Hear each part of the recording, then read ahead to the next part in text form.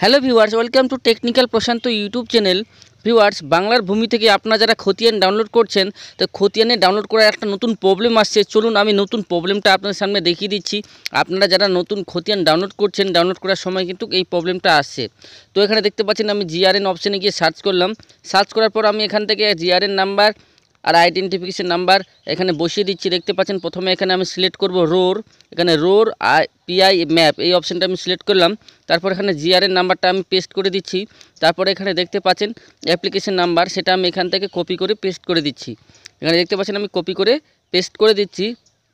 Paste করে দেওয়ার পর আমি যখন ক্যাপচা দিয়ে সাবমিট করব তখন দেখতে পাবেন একটা নতুন প্রবলেম। এই প্রবলেমটা হয়তো আপনাদের সবারই আসছে।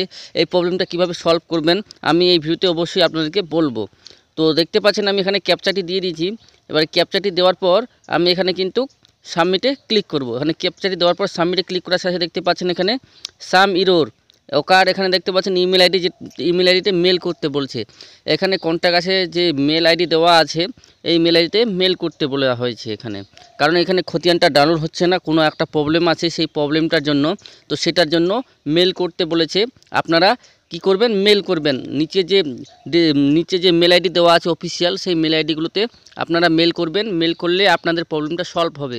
নেক্সট ভিডিও জানাবো কীভাবে লিখবেন আপনারা।